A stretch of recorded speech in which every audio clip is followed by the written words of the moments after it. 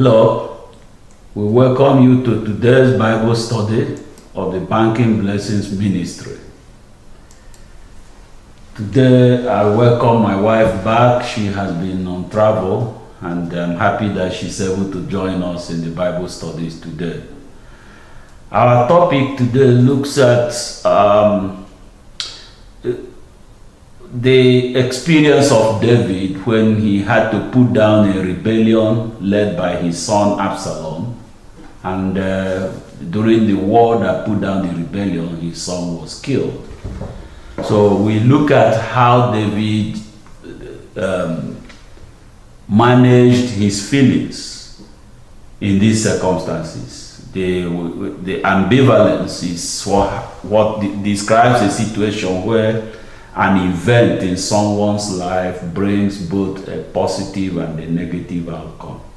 Of course, the positive outcome makes you happy, but the negative outcome makes you unhappy. So the same event causes you to be happy and unhappy depending on which outcome is uppermost in your mind. And there are specific things we have to do in a situation like that to make sure that we do not convey the wrong message to people that have taken risks to help us with one thing or the other. So we'll look at the situation where David faced an event like that, some of the things he did and what he didn't do. We will learn about David's experience with this feeling of ambivalence. It came about as a result of his army defeating the rebellion by his son Absalom. When they went to fight Absalom's army, he had appealed to them not to kill his son. He said, "Be gentle with the young man Absalom." They killed him in any case, and when he had the news that his son was dead, and coupled with the news that the rebellion had been put down, he dealt with a severe case of ambivalence, and we will see some of the things he did. He definitely grieved for his son Absalom, and in grieving for his son, he forgot to show appreciation to the troops that put down the rebellion. But his commander Joab redirected him. He went and talked to David, and we'll see the details. Everything we'll learn today is from 2 Samuel chapter 16 through 19. Of course, we're not going to read everything. We'll read the relevant sections. I have to remark the name Joab. Over the last several Bible studies, I've been calling it Job. My wife corrected me today that the name should be pronounced Joab, and that's what we'll be calling him from now on. David's commander, Commander Joab. Well, we remember that when Absalom's rebellion drove David out of office, drove him out of the palace, one of the things David did was he set up what we may call a spy network. He sent spies, he sent people back to the Absalom's camp with specific instructions on how to collect information. And the advisor, Hushai, was given two tasks. The first task was he was supposed to frustrate Ahithophel. Ahithophel used to be David's advisor, but had sided with Absalom, and was staying with Absalom and was Absalom's chief advisor. So David advised Hushai to go into Absalom's camp, declare loyalty to Absalom, but his task was to frustrate Ahithophel's advice. Then his second task was to take information to the priests, Abishai and Zadok. Well, this spy network was very successful because, in fact, Ahithophel ended up being the first casualty of the war before the war started, because what happened, he advised Absalom to mount a hot pursuit of David that very night. He said, look, I will select 12,000 men and go after him before he settles down anywhere. And actually, that would have been a good advice, but Absalom and the Israelites accepted the advice, said it was a good advice, but Absalom said, look, let us hear from Hushai. He's also here and he's a qualified advisor. So Hushai gave an alternative advice. He said, look, wait. David is a crafty man. Let him attack you first. If he attacks you first, then you will win the sympathy of Israel. And from that point on, we can go after David and hunt him down wherever he is. So Absalom accepted this advice, and Ahithophel was very unhappy about it, and he went home and hanged himself. Let us read about this in 2 Samuel chapter 17, verses 1 through 14 and 23. It's a long section, but we have a good reader. 2 Samuel chapter 17. I'm reading from the New International Version. Verse 1. Ahithophel said to Absalom, I would choose 12,000 men and set out tonight in pursuit of David. I would attack him while he is weary and weak. I will strike him with terror, and then all the people with him will flee. I will strike down only the king and bring all the people back to you. The death of the man you seek will mean the return of all. All the people will be unharmed. Verse 4. This plan seemed good to Absalom and to all the elders of Israel. But Absalom said, summon also Hushai the Archite, so we can hear what he has to say. When Hushai came to him, Absalom said, Ahithophel has given this advice. Should we do what he says? If not, give us your opinion. Hushai replied to Absalom, the advice Ahithophel has given is not good this time. You know your father and his men. They are fighters and as fierce as a wild bear robbed of her cubs. Besides, your father is an experienced fighter. He will not spend the night with the troops. Even now, he is hidden in a cave or some other place. If he should attack your troops first, whoever hears about it will say, there has been a slaughter among the troops who follow Absalom. Then even the bravest soldier, whose heart is like the heart of a lion, will melt with fear. For all Israel knows that your father is a fighter, and that those with him are brave. Verse 11. So I advise you, let all Israel, from Dan to Beersheba, as numerous as the sandals on the seashore, be gathered to you, with you yourself leading them into battle. Then we will attack him wherever he may be found, and we will fall on him as dew settles on the ground. Neither him nor any of his men will be left alive. Verse 13. If he withdraws into a city, then all Israel will bring ropes to that city, and we will drag it down to the valley until not even a piece of it can be found. Absalom and all the men of Israel said, the advice of Hushai the Archite is better than that of Ahithophel. For the Lord had determined to frustrate the good advice of Ahithophel in order to bring disaster on Absalom. 23. When Ahithophel saw that his advice had not been followed, he saddled his donkey and set out for his house in his hometown. He put his house in order and then hanged himself. So he died and was buried in his father's tomb.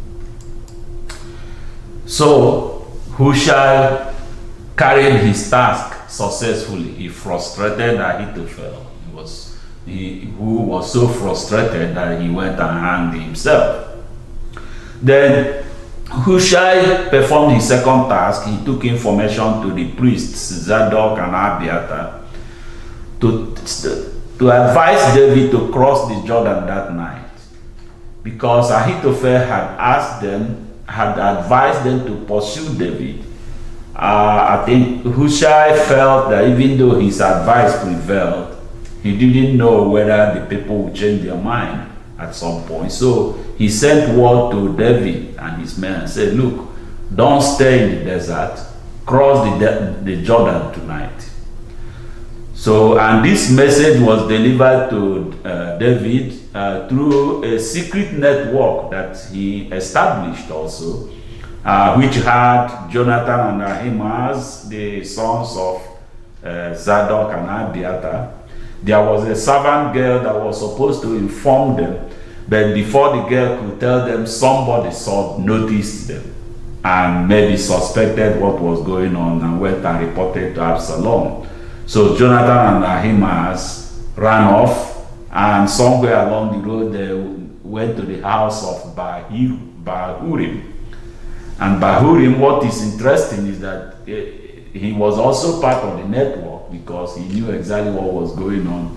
He hid them in a well, and then his wife covered the well with a mat and spread graves on it, so you couldn't detect. And Absalom's men came there in pursuit of the two people, but they couldn't find them. They were told that they had crossed the Jordan. So they went back. David and his people crossed the Jordan, all of them that night. Not one person was left.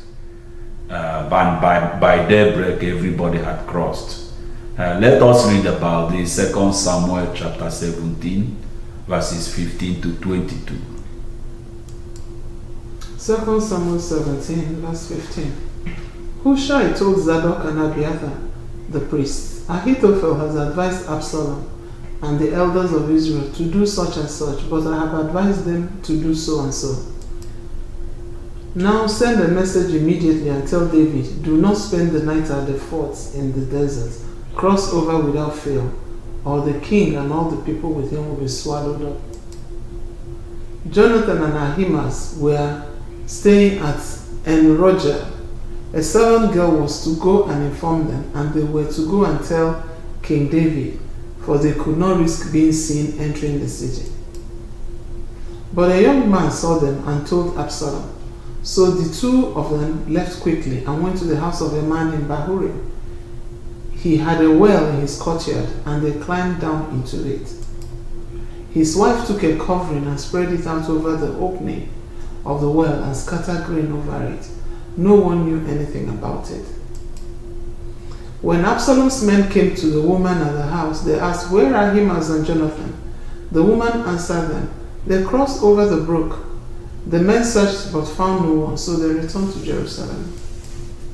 After the men had gone, the two climbed out of the well and went to inform King David. They said to him, set out and cross the river at once. Ahithophel has advised such and such against you. So David and all the people with him set out and crossed the Jordan. By daybreak, no one was left who had not crossed the Jordan. So they all crossed the Jordan by daybreak. Then once they crossed, the next day David set up a base in the city of Mahanaim. He received supplies from sympathizers. We'll read about the details in the Bible. And Absalom, on his part, appointed Amasa as his commander. And then he and his troops crossed the Jordan to camp in the land of the Gilead, the land of Gilead. And from there they were going to launch a pursuit of David. Let us read about this in 2 Samuel chapter 17, verses 24 to 29. 2 Samuel 17, verse 24. David went to Mahanaim, and Absalom crossed the Jordan with all the men of Israel. Absalom had appointed Amasa over the army in place of Joab. Amasa was the son of a man named Jether, an Israelite who had married Abigail, the daughter of Nahash and sister of Zeruiah, the mother of Joab. The Israelites and Absalom camped in the land of Gilead. When David came to Mahanaim, Shobi, son of Nahash from Rabbah of the Ammonites, and Machir, son of Amiel from Lodebar, and Barzillai the Gilead from Rogelim, brought bedding and bowls and articles of pottery. They also brought wheat and barley, flour and roasted grain, beans and lentils, honey and curds, sheep and cheese from cow's milk for David and his people to eat. For they said, the people have become hungry and tired and thirsty in the desert. Then the next thing that David did was appoint commanders. He divided, these are men, they were not an organized army yet. They are men that just left with him. So he counted, took account of who he had, divided them into teams of hundreds and teams of thousands, and appointed commanders. Then he divided his troops into three. One he kept under the command of Joab, the second one under the command of Joab's brother Abishai, and the third group he placed under the command of Ittai the Hittite. Then he told them that he would join them, and they said, no, you better step back this time, because you are worth 10,000 men. That let them go out to the field and fight, while he advises them from the base. So they persuaded him, he accepted that plan.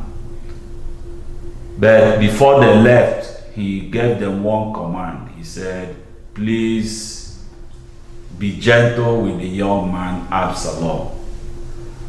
He said, for his sake, for my sake, be gentle with Absalom. So he wanted his troops to go and put down the rebellion led by Absalom, but he wanted them to protect him also. That's like kind of a contradictory mission. Let us read about this in 2 Samuel chapter 18, verses 1 through 5. 2 Samuel 18, verse 1. David mustered the men who were with him and appointed over them commanders of thousands and commanders of hundreds. David sent the troops out, a third under the command of Joab, a third under Joab's brother Abishai, son of Zeruiah, and a third under Ittai the Gittite. The king told the troops, I myself will surely march out with you. But the men said, you must not go out. If we are forced to flee, they won't care about us. Even if half of us die, they won't care. But you are worth 10,000 of us. It will be better now for you to give us support from the city. The king answered, I will do whatever seems best to you. So the king stood beside the gate, while all the men marched out in units of hundreds and of thousands. The king commanded Joab, Abishai, and Ittai, be gentle with the young man Absalom for my sake. And all the troops heard the king giving orders concerning Absalom to each of the commanders. Well, they went to war. The battle was fought in the forest of Ephraim. The Israeli side was defeated. That is, Absalom's side was defeated. But the casualties were quite heavy. It was said that 20,000 men were killed, or 20,000 men were casualty, maybe some wounded. But what was remarkable was most of the casualty, most of the injuries and death came because of the forest, the effects of the forest. They said more people died from the forest than from swords. In fact, Absalom, what got him in trouble was he was riding his mule and his head was caught on a big oak tree, but his mule continued going, so he was left hanging by his head. One of Joab's men saw him and called to Joab and said, look, I just saw Absalom. And Joab said, well, kill him. But the man said, no, the king told us not to kill him. Joab killed Absalom himself. He drove a spear into him. We'll read the details in the Bible. And then his men finished him off. The men with him, they brought him down and buried him in the forest. Let us read about this in 2 Samuel chapter 18, verses 6 to 17. 2 Samuel 18, verse 6. The army marched into the field to fight Israel, and the battle took place in the forest of Ephraim. There the army of Israel was defeated by David's men, and the casualties that day were great, 20,000 men. The battle spread out over the whole countryside, and the forest claimed more lives that day than the sword. Now Absalom happened to meet David's men. He was riding his mule, and as the mule went under the thick branches of a large oak, Absalom's head got caught in the tree. He was left hanging in mid-air, while the mule he was riding kept on going. When one of the men saw this, he told Joab, "I just saw Absalom hanging in an oak tree." Joab said to the man who had told him this, "What? You saw him? Why didn't you strike him to the ground right there? Then I would have to give you 10 shekels of silver and a warrior's belt." But the man replied, "Even if 1,000 shekels were weighed out into my hands, I would not lift my hand against the king's son. In our hearing, the king commanded you and Abishai and Ittai, protect the young man Absalom for my sake. And if I had put my life in jeopardy and nothing is hidden from the king, you would have kept your distance from me." Joab said, "I'm not going to wait like this for you." So he took 3 javelins in his hand and plunged them into Absalom's heart, while Absalom was still alive in the oak tree. And 10 of Joab's armor bearers surrounded Absalom, struck him, and killed him. Then Joab sounded the trumpet, and the troops stopped pursuing Israel, for Joab halted them. They took Absalom, threw him into a big pit in the forest, and piled up a large heap of rocks over him. Meanwhile, all the Israelites fled to their homes. So all the Israelites fled because they were defeated. The Absalom's side was defeated in the battle, and of course Absalom himself died. Now it's time for Joab to send message to David. Ahimaaz said he will run the message, but Joab knew that there was something, that this message was not a straightforward message. So he told Ahimaaz and said, "Look, don't go. It's not for you." So he selected a foreigner, a Cushite, they called. These are some people that they hired to fight with them, or people that were with David, but some of them were foreigners. So he sent the Cushite, and knowing that the message is delicate, he sent this Cushite to deliver. But Ahimaaz still wanted to go. He said he persuaded Joab to let him run the message as well. In fact, he outran the Cushite. Let us read about this in 2 Samuel chapter 18, verses 19 to 23. 2 Samuel 18, verse 19. Now Ahimaaz, son of Zadok, said, "Let me run and take the news to the king that the Lord has delivered him from the hand of his enemies." "You are not the one to take the news today," Joab told him. "You may take the news another time, but you must not do so today, because the king's son is dead." Then Joab said to a Cushite, "Go, tell the king what you have seen." The Cushite bowed down before Joab and ran off. Ahimaaz, son of Zadok, again said to Joab, "Come what may, please let me run behind the Cushite." But Joab replied, "My son, why do you want to go? You don't have any news that will bring you a reward."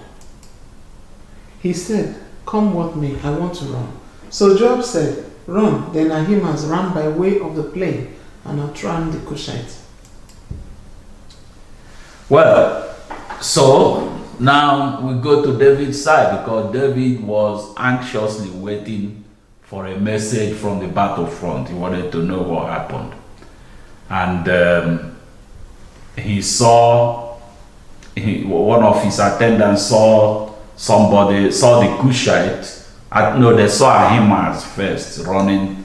And they said, oh, here is a runner coming. And David said, since he's only one person, he must be bringing good news. And then they saw the second person, the Cushite. He said, well, these are two individuals running. They must be coming with good news.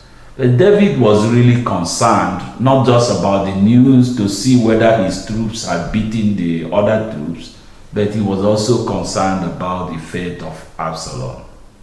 So when Ahimaaz came to him and reported to him that the war ended in his favor, David asked him, what about Absalom? And Ahimaaz didn't say. He said, well, he saw a lot of confusion. He didn't really know what happened. Then David told him to stand aside. Remember, he has just been informed that his troops beat the other troops. He has won the war. But because he didn't get news, the news about his son, he said, stand aside, let me talk to the other person. Then the Cushite came, and David asked him. He told David the same thing Ahimaaz told, that the war was over and it ended in favor of David. They had beaten the other troops. Then Ahimaaz asked about David asked about Absalom. And then the Cushite said, may that young man, may all your enemies end up like that young man. So it was like a proverb telling him the young man has died. He has met the fate that he believes all enemies of David should meet. At this point, David left them there. He left both the two runners. He left them. He didn't really talk to them about anything else. He just left them, went into the house, and started weeping uncontrollably. Let us read about this in 2 Samuel chapter 18, verses 28 to 33. 2 Samuel 18, verse 28.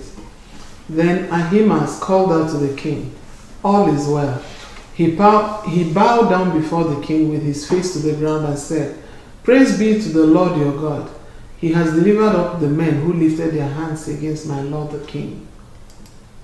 29. The king asked, is the young man Absalom safe? Ahimaaz answered, I saw great confusion, just as Joab was about to send the king's servant and me, your servant. But I don't know what it was. The king said, stand aside and wait here. So he stepped aside and stood there. Then the Cushite arrived and said, my lord the king, hear the good news. The Lord has delivered you today from all who rose up against you. The king asked the Cushite, is the young man Absalom safe?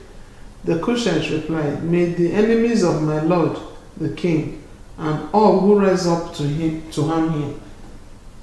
harm you be like that young man. The king was shaken. He went up to the room over the gateway and wept. And as he went, he said, oh, my son Absalom, my son Absalom, if only I had died instead of you. Oh, Absalom, my son. So the king cried and grieved over the death of Absalom. He was very unhappy, and this unhappiness was conveyed to his troops. They heard that the king was crying for Absalom, and that the news of the battle was really now the news of the death of the king's son.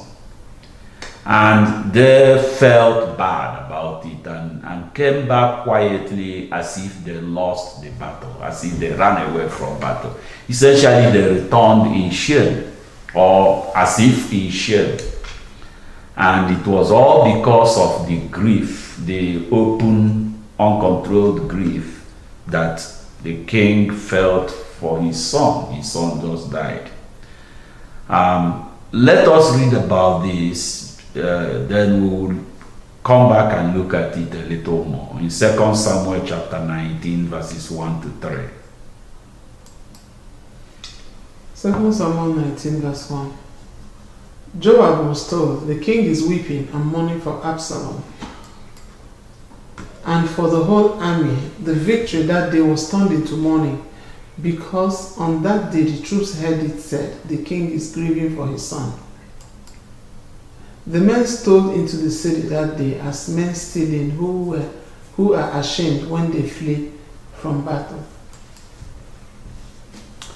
Well, when Commander Joab saw what was going on, he knew the king was grieving over the death of his son, but he saw the effect on the troops. Remember, Joab was closer to the troops. Yeah. So he went to David and really scolded him. One thing we notice about Joab, and we'll be doing a future Bible study on him, is at times he looks like he's disrespectful towards the king. In this particular case, he really talked to the king like the king was lower to him. But this was for a good reason, because here Joab actually had a good advice for the king, and he needed to shock the king to realize the full impact of what was going on. So he told the king, he said, your action has humiliated the troops. You know, it looks like you would have been happier if all of us died and Absalom survived. You forgot that we went there to put down a rebellion, and we put down the rebellion, and part of putting down the rebellion was that your son was dead. Then he said, look, you can continue grieving if you want to, or you go out and greet the troops to make them feel your appreciation for what they have done for you. But he said to David, he said, if you don't go to meet the troops, then by daybreak all of the troops would have deserted you, and you won't have anybody left.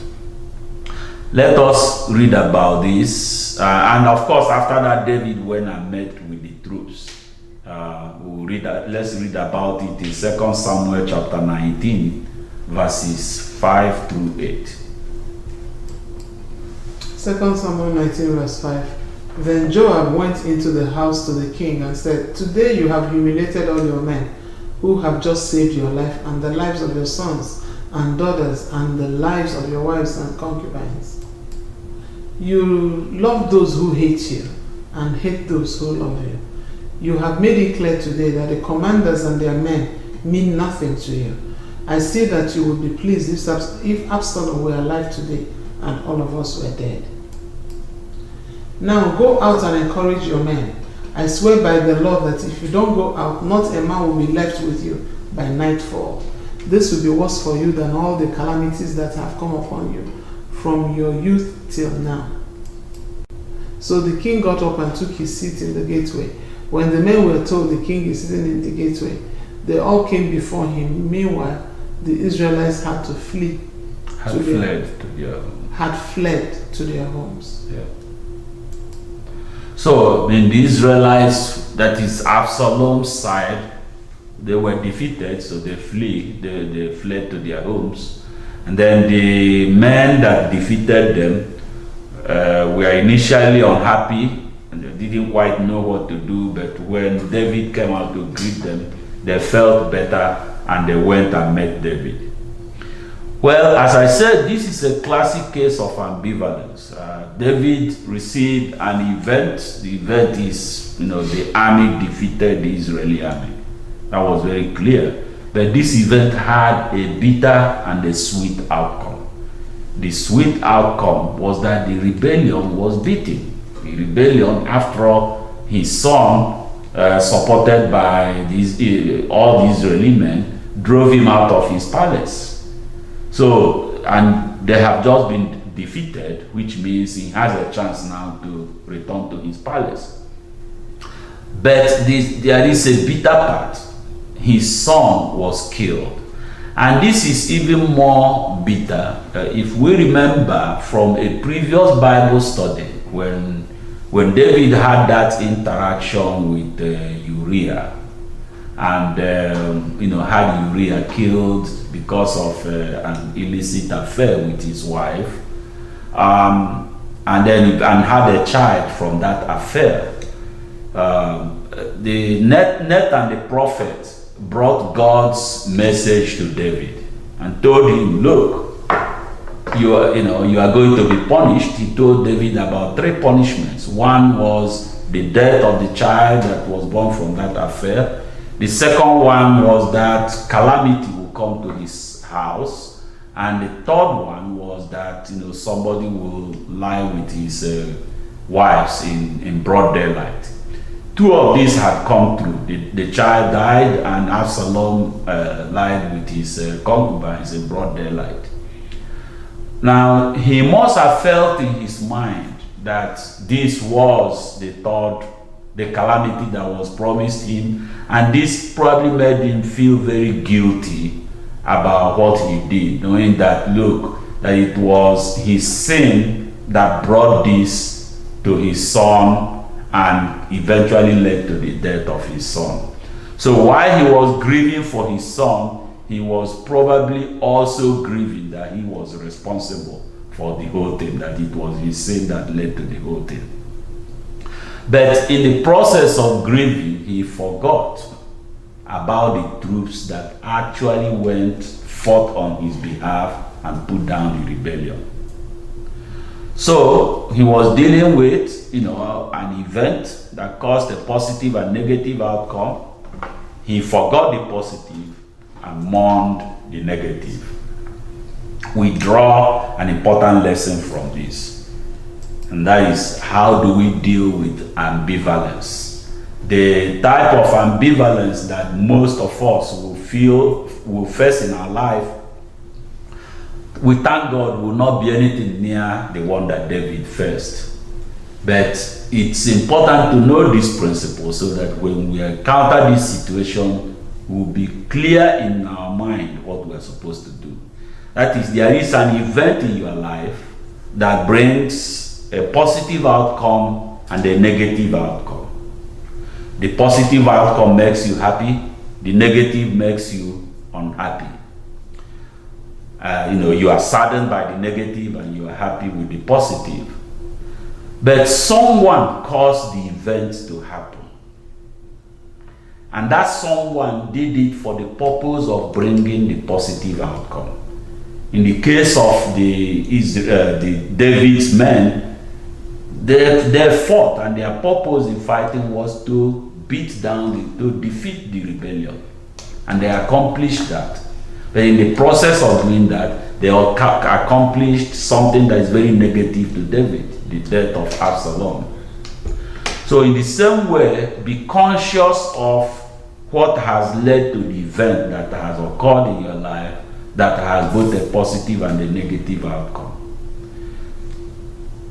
Because whoever caused the positive outcome deserves appreciation from you, irrespective of the negative outcome. And don't forget that. David was overcome by his grief for his son, and he almost forgot. In fact, he forgot about the troops, about the fact that he owed appreciation to his troops, until his commander Joab went to him and sort of brought his mind back and said, look, you owe appreciation to these troops, go out there and greet them. And he went and greeted them. So let us remember, whenever we have an event in our life that comes with positive and negative outcomes, to make sure that we do not convey a message of regret or blame to the person that is responsible for the person that caused the event in order to bring the positive. A good example is a fire department. There is a fire in your house, and the fire department comes, and in the process of putting down the fire, they have to use water. They spray water in your house and mess up the furniture and all that. Well, you owe the fire department an appreciation. Yes, your furniture is damaged, but remember, you will be able to recover something from your house because they put down the fire. And the things you recover from your house may be more important than the furniture you lost. But more important, whatever it is that, whether there is something to recover or not, the fact that your furniture probably got damaged, it's not the fault of those people that came to fight the fire. This is something they had to do in order to fight the fire. Therefore, have it in your heart to be grateful to the people, to show appreciation to the people that have brought you a positive outcome. Of course, you are a human being, you have to mourn the negative, you have to regret the negative, but don't convey a message of regret to the other party. Don't convey a message of blame to the other party. Honey?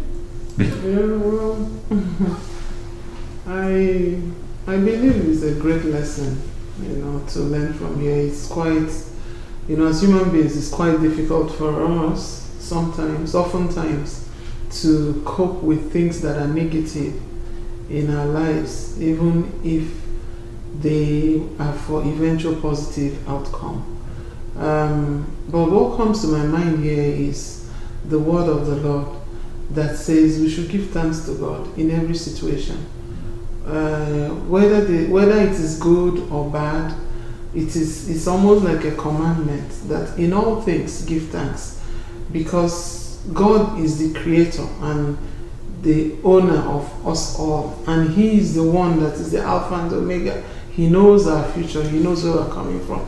So that thing that we think is negative might actually be for our own good. Yes. So, but we just cannot see it now, as at the time the thing is happening. So what I encourage everyone is to have a heart of gratitude, a heart of thanksgiving. If you have a heart of thanksgiving, it's really very, I'm not saying you will not be faced with the issue of ambivalence, but the grace of God will be made abundant. It will be shed abroad in our hearts, and we'll be able to cope with even the negative outcome. Yes. That is so wonderful that, in fact, what we think is negative may end up not being negative, and that we should be thankful. Or as I thank my wife for remembering this, actually, that we should be thankful always. That is the ultimate advice on preparing yourself to deal with all situations, including situations that come with ambivalence.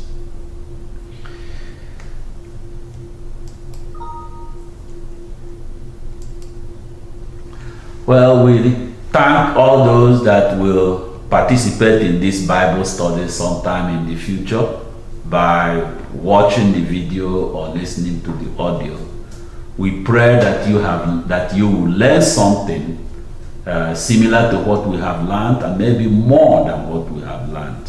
Something that will make a positive impact on your life and bring you closer to God's purpose for your life. Thank you for participating, and God bless you.